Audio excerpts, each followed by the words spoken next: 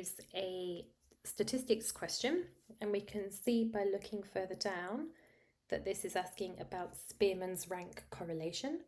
So this is a type of R value or a type of correlation that tells us the relationship between bivariate or two variable data. So the first thing is to calculate the Spearman's rank correlation. And to do that, we know that we have to rank the data.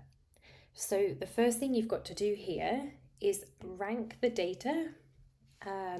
If we just look at the distance from the bank, the variable B, then if I start with the smallest, I have 1, 2, 3, 4, 5, 6, 7.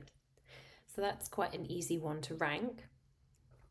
And then when we look at the second variable, the S, the depth, we again need to rank the data. So we're going to start with our smallest value.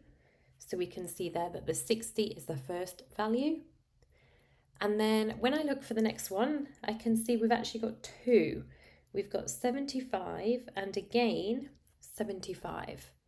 So because we have two values, we therefore need to give a shared rank. They would normally be ranks 2 and 3. So we rank them both at 2.5, which is the middle of 2 and 3.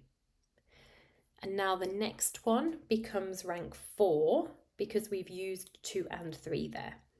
So that means that the 85 is rank 4, and then we have rank 5 at the end here, rank 6 and rank 7. Now that we have the data ranked, we can then use the calculator to find the R value, and we do this in exactly the normal way that we would find the Pearson's correlation coefficient, the PMCC. So we do statistics and edit. This time, instead of writing in the whole data set, I'm just writing in the rank. That's how I would find the R value for Spearman's rank rather than the PMCC, which uses the actual data value. When you do this, make sure you leave them in the correct order. So you can see I've typed them out in exactly the order that they've been written. Make sure that that's the case. You're not reordering them to put them in order. Once you've done that, you can go to statistics, calculations, and we want the linear regression AX plus B. Make sure you've got list 1 and list 2 the correct way round, and we calculate. And we can see there that the Spearman's rank correlation is 0.8288. It's this last number here. So for part A,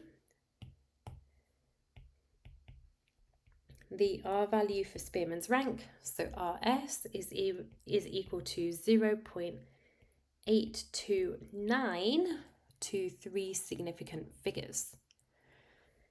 And then part B says we need to find the regression line. So we're told here that it's y equals 8x plus b, where this is my A and this is my B.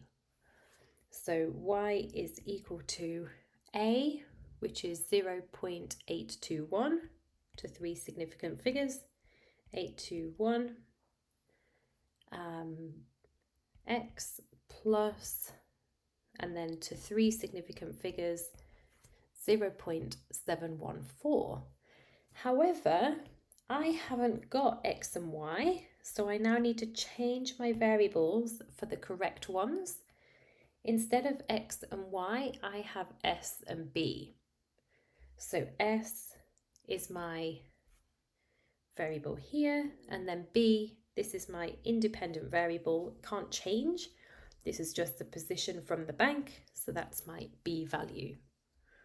And the similar to normal, you would have x and then y, and it's the same way round in the table. Part C, why might I use Spearman's rank? Why might it be more used than Pearson's PMCC? It's really useful if we don't have linear data. So PMCC only works if we have linear data. So it only works on linear data, and therefore the Spearman's rank works on anything that increases or decreases. So it can increase exponentially, it can increase logarithmically, it can increase different amounts so long as it is always increasing or always decreasing. So PMCC only works on linear lines or linear data, or some variation of that.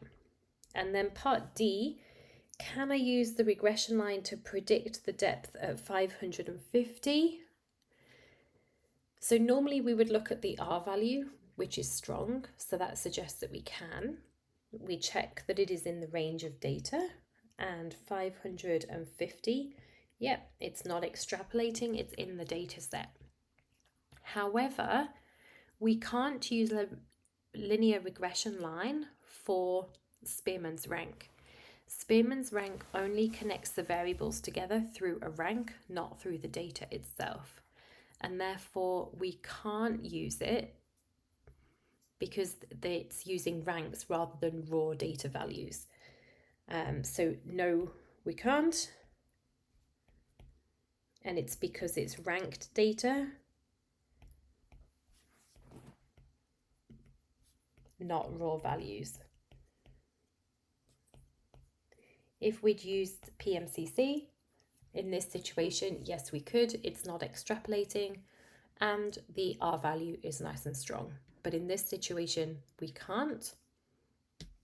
So we need to look at how this would be marked.